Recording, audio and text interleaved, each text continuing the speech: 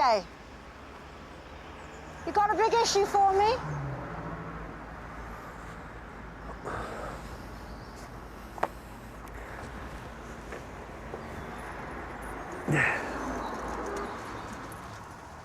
Got last month's. That do you? Yeah. Haven't you done anything about that cough of yours yet? Quit the fags. Good. I'm thinking of getting a pipe.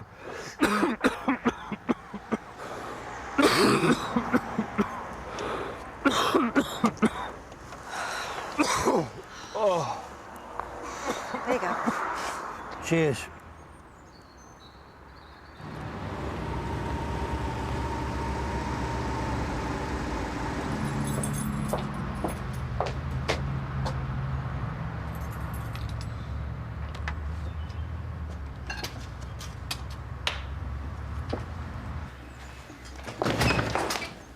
Hello? Peggy? Oh, there's no need for that, Dr. Clay. Thanks for doing this, Jimmy. It's okay, I'm glad I pulled up. Second time this morning. This homeless bloke I see on the way in collapsed right in front of me. Right, well, at least let me dress that cat. You're gonna have a right shiner tomorrow. You're not officially in today, are you? No, I'm on my way to a course. I only called in to pick up my laptop. It'll only take a moment. There's no need, dear. Dr. Clay tells me that you were in last week for a blood test, Peggy. Yeah, I'm expecting the results any day now. And I thought we agreed you'd take things easy. Well, how can I when Dr. Woodson can't even wash up her own mug and that nurse leaves chewing gum stuck to the bottom of the bin? Honestly, I'm right as rain. It was just a dizzy spell.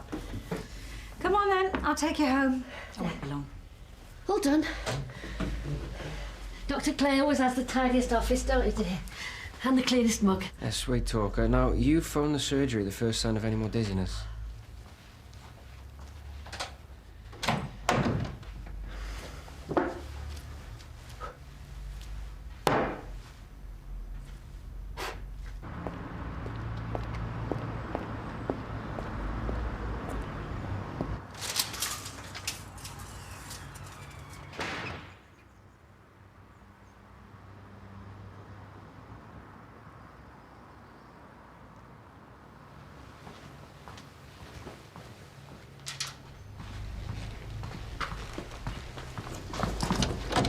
Oh! Mr. Okafor. We're not open yet.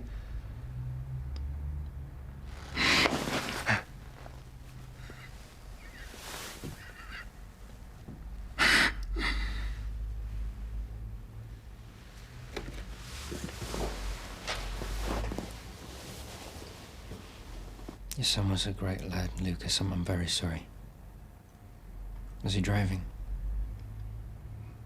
Can't believe how my life has changed over the past 8 hours.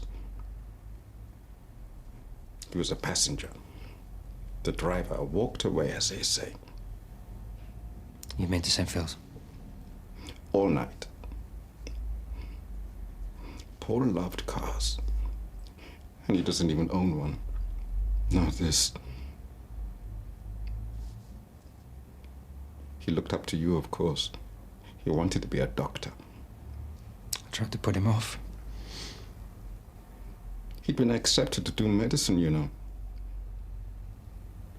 I'm so sorry. There's this machine, tubes, breathing for him. Right, and you want me to phone St. Phil's, talk to this transplant team? They say they're happy to open him up and take out his organs. He'd given consent, you see. But it's not what I want. What about what I want? Oh, fine now, Mrs. Maguire. Nice cup of tea will cheer you up. I'm not much in, I'm afraid. You had your breakfast? There might be a bit of cake. I need to get to the shops. The washer's broken. Must get a man in. In fact, I'll call on Mr. Curry next door, but one, he'll fix it. Oh, not that one, dear.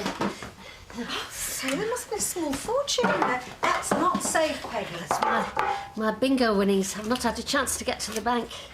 You'll laugh, but I call it my holiday fund. My brother Drew has a cottage in Galway, see? That's just what you need. When are you going then? Oh, it's Drew's idea. I can't spare the time, really. Nonsense. Do you good. Now, do you want some milk? No, I'll take mine back. Right. Better get to the bank. Right, I see. Thanks, Mr. Gordon. Yeah, he's with me now at the surgery. I will. Okay, bye. Well, Mr. Gordon at St. Phil's, he said he spoke to you earlier on. he said more tests. A second test will be carried out on Paul later today. Then what? Well, it's a formality, really. If brain death is certain, then organs can be taken. Because, as you say, Paul was on the donor register. Yes. That's what I don't understand. Why would Paul do that? He knew how I felt about it. Well, I'm certain Paul had no intentions of upsetting his family. I want to bury my son intact. I've read the stories in the papers. Snatching organs and keeping them in hospital basements. Things are different now, Lucas. This is what Paul wanted, to donate his organs to save lives. It was his choice. What about my choice? Have you thought about what organ donation means to others? Other people, people who are hoping, praying for a transplant. This is a very concrete way of Paul helping others. I'm really sorry, Lucas, but legally, you can't veto this.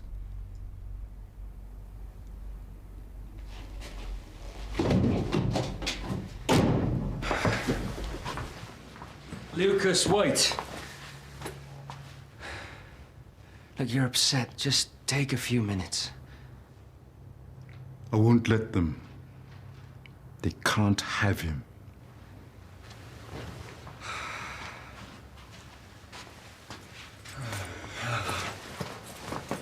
There you go, dear. Never leave another man's house empty-handed. Dr. Woodson told me she liked ginger beer last week. I've been meaning to drop it round. And don't let the nurse eat all that cake. It's for Dr. Clay. Well, we have got plenty of snacks at the mill, thank you, Peggy. And Dr. Clay has got to watch his waistline. I got it for the soup run. The homeless like Battenberg. But I couldn't get there last night. I fell asleep in front of the telly, would you believe it? They'll never forgive me. Peggy, night shifts on the soup run is not good. You know, you're not as young as you used to be. I'm 63 and proud of it. Yeah, nevertheless, I do not want to see you at the mill for at least a week, OK? Now, why don't you take that trip to Galway? We'll manage, you know. Oh, I'm not sure. Take it from me, I'm the boss, it's official. Oh. Hello again. Robert, this is my boss, Julia Maguire. Hey? Oh. Peggy! Hey? Oh, Peggy. I need to get you checked over, Peggy. She okay? Somebody please tell me what's going on. I know Bob, from the soup run. Just came from his smalls as it happens. Machine's broke. He did his washing. Peggy, this isn't good. I'm going to have to get you to St. Phil's. You know, if it's chest pains that you're experiencing... Nonsense. Listen to the lady. Do you know that you stash money in biscuit tins by any chance? Bob's a good lad. What are you doing coming round here, Bob? I was worried. You know, when he didn't turn up. You could have been laid on your sitting room floor, dead for all I know. Ah, safe. Oh, look at you. You heard about these things. Never mind me. Your chest sounds bad again. Right, ambulance is on its way. You all right, Peggy? Come with me, Bob. Hospital? No way. OK, well, I'll go and see if I can find the nurse and find out what those test results are, all right?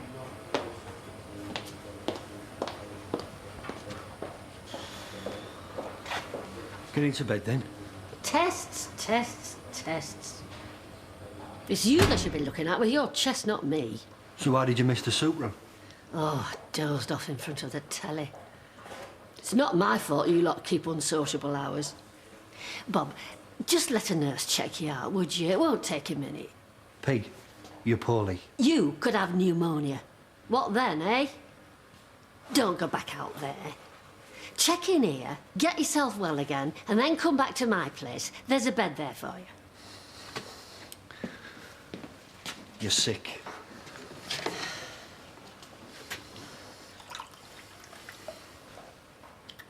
I don't want you coming down the shelter anymore. Oh, Bob, don't say that. It would kill me to think there was nobody to look out for you.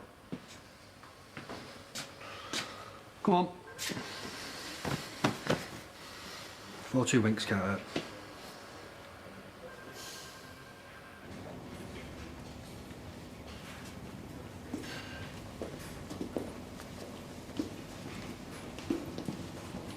Can I join you?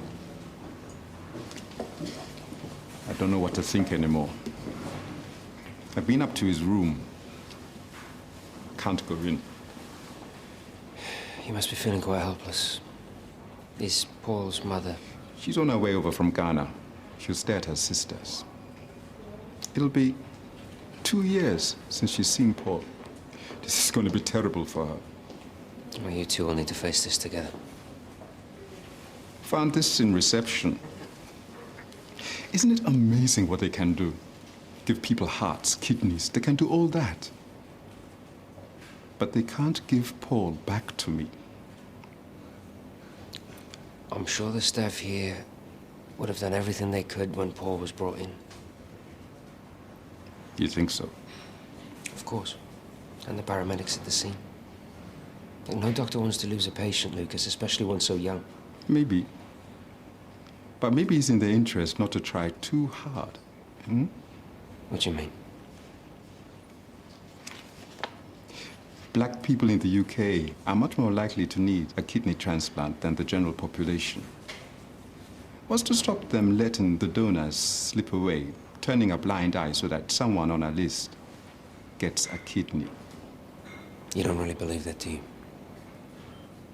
And the doctors will have done everything in their powers to save Paul.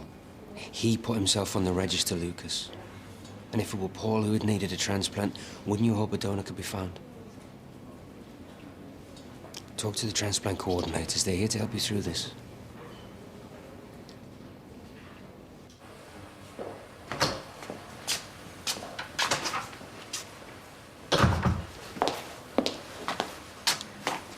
Oh, I'm sorry, I didn't mean to wake you. Where is he? Who? Bob. Oh, must have dozed off. I was going to get a nurse for him. Whoa, Peggy, stop. You're not thinking properly. I know my own mind, Mrs. Maguire. I've had a nice snooze, and I feel fine now. And this bed should be used by somebody who needs it.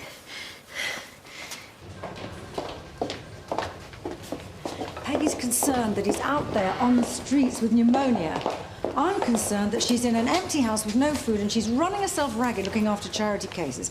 There must be somebody who can arrange something temporary for Bob, and surely he's a vulnerable case. I know it sounds crazy, Mrs. Maguire. Even if he was admitted to the hospital as a patient, there's not a lot I can do. Well, you're the hospital social worker. Surely it's your job to make sure that vulnerable patients are safe back in the community. Of course. Peggy Dawlish has just discharged herself. Really? I guess I could look into arranging a visit. Well, something at least. And what about Bob? I've spoken with Bob in the past. He made a very good case for himself. What, for staying homeless? Bob can speak for himself, Mrs. Maguire. He's articulate and, dare I say, quite content. Unless he's presenting with psychotic symptoms or is in rehab, say, then he has the right to make his own choices, as does Mrs. Dawlish. We've been through this before with Bob, haven't we, Mrs. Dawlish? Peggy, when? Yes, thank you, Miss Coulson. Shall we go, dear? We talked about an interim B&B, didn't we, Peggy? But it has to come from Bob. Peggy, have you spoken to the hospital before about Bob? Did I, dear? I told you about the drop-in centre. He wouldn't have to use Peggy's address to claim money. Look, I'm really sorry, I'll have to dash. Please, Peggy, consider staying on the ward. I just want to check you over. And if there's anything else I can do, I'll let you know. Whoa. You haven't had any breakfast, have you? Oh, please don't fuss. Come on, cup of tea and a bacon sandwich at least. Come on. Oh. He's taking advantage. Peggy, Bob was not threatening you, is he? Not at all. He needs a permanent address so I can get his benefits. It's the least I can do. Look, I know you probably think I'm prying, but you've gone to an awful lot of trouble for one homeless person. It seems rather special to you. Well, there's Dr. Clay. Jimmy? And he's with Mr. Okafor. Do you know him? He's a lovely gentleman. I used to clean for him Thursdays after his wife up and left him. Hey, what happened to the course? More pressing matters. Hello, Mr. Okafor. Do you remember me? Why, Mrs. Dawlish, of course. How's young Paul? Untidy as ever? My son is here, Mrs. Dawlish, on a ward. It's not good news, I'm afraid. I'm very sorry to hear that. I hope everything will be okay. Mrs. Dawlish, Paul is on a machine keeping him breathing. His brain is no longer alive. Oh, whatever can I say? Well, he's in the best place. The doctors here are marvellous, Mr. Okafor. And Dr. Clay will look after you, don't you worry. Paul was a lovely boy.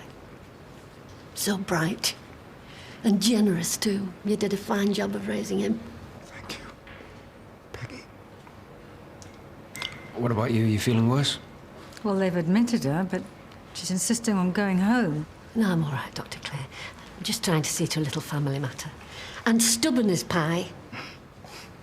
And no matter how much we love them, there's only so much we can do.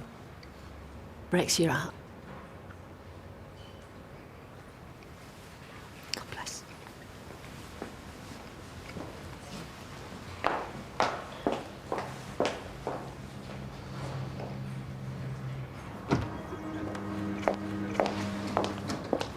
A little family matter? Robert is my sister's boy. Why didn't you tell me? Don't get me wrong. I'm not ashamed of him. He's a good lad. It's me. I've failed him. Oh, that's nonsense, Peggy. I mean, you've done a huge amount to help him, and he's very fond of you. It's not right, Mrs. Maguire. People will say I don't care him living the way he does. Our Angela, she died when he was 10, and her husband had no interest in little Robert. So you took him in? Well, I offered, but he'd never stay put. I wanted to take care of him like he was my own, but he wouldn't. Well, he won't. Let me help him. You can't imagine how awful it is. I've been trying to do the right thing by Bob for 30 years. Bob does all right, Peggy. And even if he had been living with you, he'd have left home by now, surely. I've kept you from your work. It's all right, don't worry. Look, you know, it doesn't mean that we stop caring for them. We just have to let them get on with it, all right? Yeah.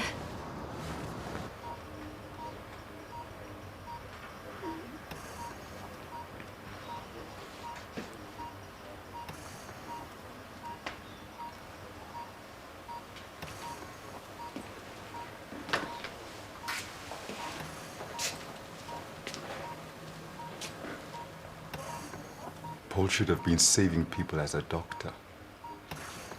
Not like this. It's such a waste. Talk about stubborn. He would debate for hours.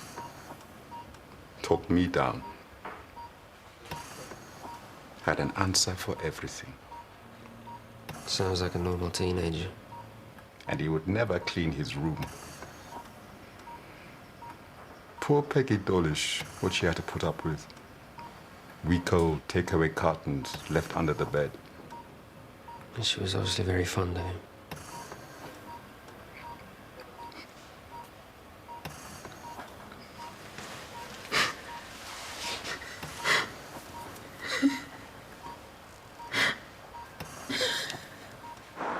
Thought I told you to leave me alone, woman. You're daft discharging yourself. I know. But I can't just abandon you. I promised Ange I'd look after you.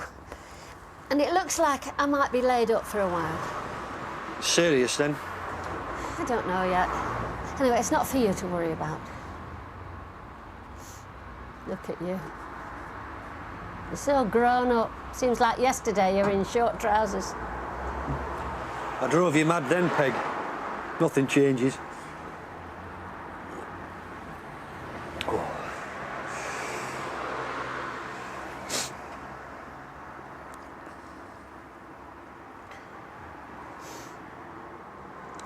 think it's time you flew the nest.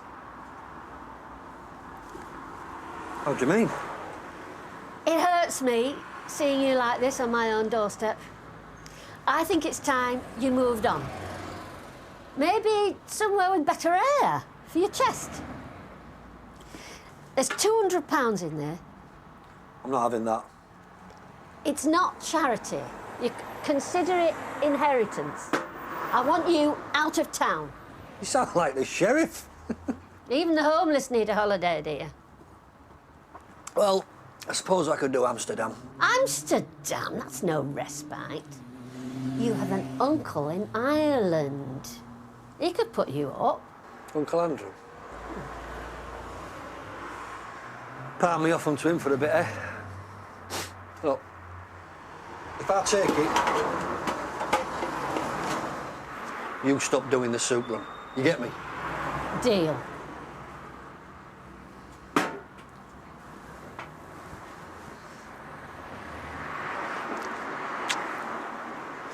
You take care of yourself. You're a lovely lady. You got Matt Smalls in there?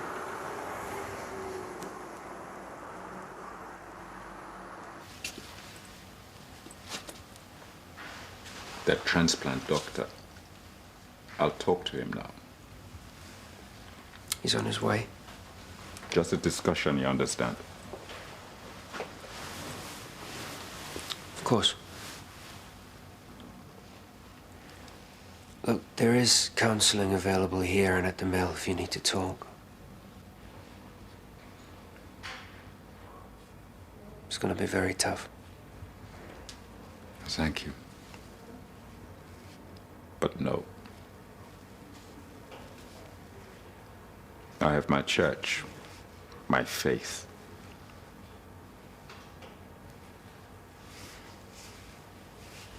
I may call in and see you, though. You've been very understanding. It'll be fine. Then there's a service to think about. Would you come? Yeah, sure.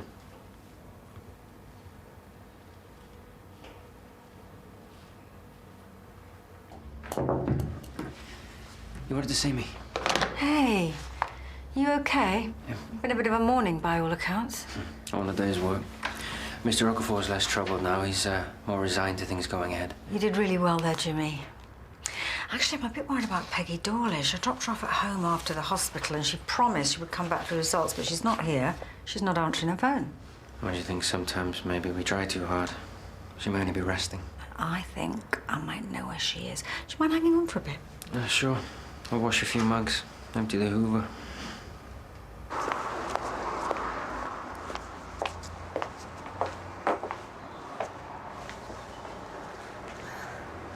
I used to bring him a decent meal on a Sunday, wrapped in one of those foil tins, and warm socks. Oh well, he's gone now. Oh. Just hope he'll be all right, that's all I hope. Someone tried to set fire to him a couple of years ago. People do that kind of thing, you know. People rely on me. I can't just stop because I wind up ill. Peggy, I've spoken to Dr. Clay. Now, you have pernicious anemia, which is easily treatable, but no more voluntary work for at least a couple of months, okay? Now, your job with us is safe till you get better. Those agency cleaners won't wash out your bins, you know, mark my words. They'll need watching like hawks. Peggy, let the council workforce do this, all right?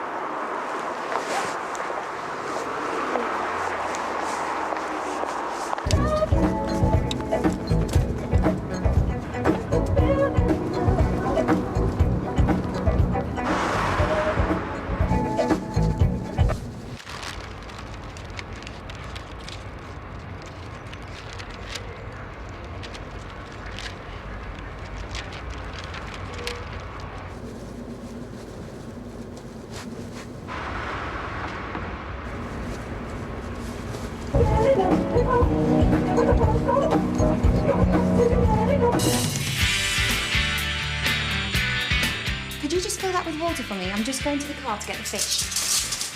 Does she really just say fish? Stop right, please. Just. Lots of patients think they're much worse than they really are. It means that your doctor's time is wasted on minor ailments. OK, then maybe it's time for a rethink. Yeah, she shouldn't be a doctor. Catching a giraffe is as difficult as it sounds in Vet Safari tonight at 8:30. But next on BBC1, Luke's haunted by the past in All Saints.